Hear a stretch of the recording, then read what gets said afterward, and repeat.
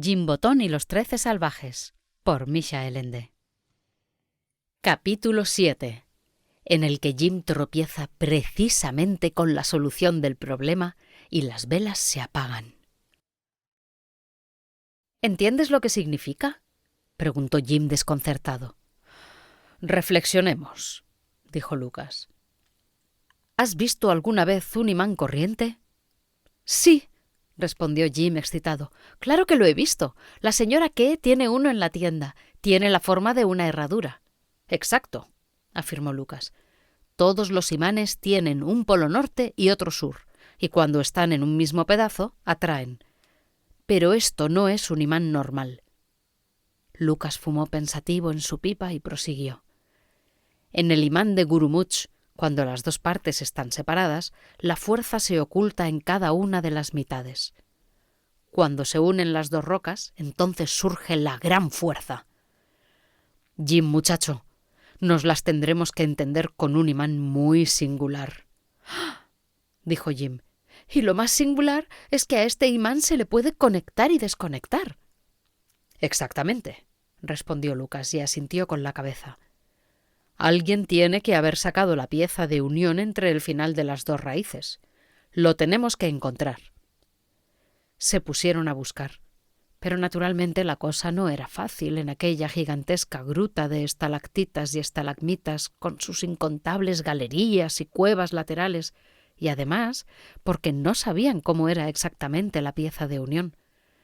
Para colmo, sus velas se consumían cada vez más. No podremos seguir mucho aquí, dijo Lucas al cabo de un rato preocupado. Nos exponemos a quedarnos a oscuras. Al oír esto, y a pesar de que hacía tanto calor como en un horno, Jim sintió un escalofrío en la espalda. Se habían alejado bastante del agujero de la gran raíz de hierro. Se movían como dos pequeños gusanos de luz por la noche eterna de aquel fantástico reino subterráneo. Si las velas se consumían, les envolvería la oscuridad y no encontrarían nunca más el camino para salir. «Sería mejor que nos volviéramos enseguida», se atrevió a decir Jim, y en aquel mismo instante tropezó con algo y se cayó. Su vela se apagó. «¿Te has hecho daño?», le preguntó Lucas acercándosele. «No», respondió Jim, y se levantó enseguida. Lucas le tendió su luz, y con ella Jim encendió de nuevo su vela. Luego iluminaron el suelo para ver en qué había tropezado Jim. Descubrieron una cosa curiosísima. Una especie de cilindro de cristal completamente claro y transparente, de forma parecida a un rodillo de amasar, pero mucho más grande. En el interior del cilindro había un hierro que llegaba de un extremo a otro. Los dos amigos se miraron unos segundos, perplejos. «¡Caramba, muchacho!», gruñó por fin Lucas. «Si no hubieras tropezado con él, no lo hubiéramos hallado nunca. ¡Es la pieza de unión!». Jim estaba orgulloso de haberlo encontrado, aunque en realidad el mérito no era suyo.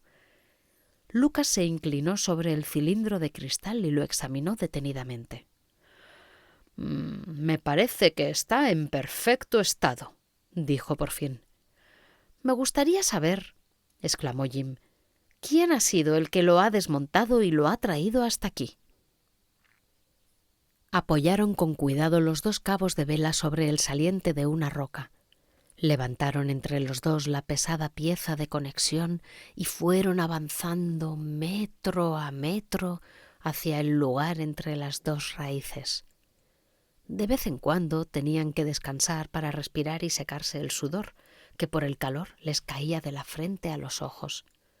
Como puede comprenderse, para este transporte emplearon mucho tiempo y se olvidaron por completo de vigilar las dos velas que se estaban acabando. Les faltaba solo 1 metro para llegar al lugar de la conexión cuando dejaron su carga para descansar, y entonces se dieron cuenta de que la luz, que les llegaba muy débil, empezaba a vacilar. «¡Se apagan!», gritó Jim con los ojos muy abiertos por el terror, y quiso correr hacia las velas, pero Lucas le retuvo. «Quédate aquí. Han ardido del todo y no se puede hacer nada. Si te vas nos perderemos en medio de la oscuridad. Por encima de todo tenemos que seguir juntos. Durante unos segundos, las lucecitas siguieron bailando en una esquina de la gigantesca gruta de roca. Luego se volvieron más pequeñas y se apagaron. Los dos amigos contuvieron el aliento. Oyeron un ligero chisporroteo y les envolvió la eterna oscuridad de la cueva submarina. ¡Rayos y truenos!, refunfuñó Lucas entre dientes y su voz volvió a resonar por las paredes y columnas de piedra. «¿Qué haremos ahora?», preguntó Jim, que sentía que el corazón le latía muy deprisa. «No te preocupes, muchacho», dijo Lucas. «Llevo siempre un par de cerillas en el bolsillo para un caso de extrema necesidad. Volveremos a encontrar el camino hasta la escalera de caracol, pero prefiero ser precavido y ahorrarlas todo lo que pueda. Ahora montaremos el cilindro de cristal y para ello no necesitamos luz». Unieron sus fuerzas para levantarlo por última vez y lo metieron en la hendidura del suelo. «¡Lo hemos conseguido!», resonó la voz de Lucas en la oscuridad. «Ahora, a toda velocidad, al aire libre». «¡Shh!», susurró Jim. «Escucha, Lucas. ¿Qué es eso?». Escucharon. Llegó hasta ellos un sonido extraño, metálico, profundo y sordo, como si saliera de las entrañas de la tierra. El sonido fue aumentando lentamente e hizo temblar el suelo como las vibraciones y resonancias de una campana gigantesca. «¡Lucas!», gritó Jim, y palpaba vacilante en la oscuridad buscando a su amigo. «¡Ven aquí, Jim!», exclamó Lucas en medio del estruendo. Lo cogió y lo acercó así, poniéndole el brazo por encima de los hombros para protegerlo. Permanecieron así y esperaron por si sucedía algo. De repente, terminó el ruido insoportable. Solo quedó en el aire un canto delicado, alto y cristalino, que se volvía cada vez más agudo y delicioso. Al mismo tiempo empezó a salir del cilindro de cristal, situado entre las dos raíces de hierro, una maravillosa luz azulada que iluminó la enorme gruta. Los dos amigos miraron asombrados a su alrededor.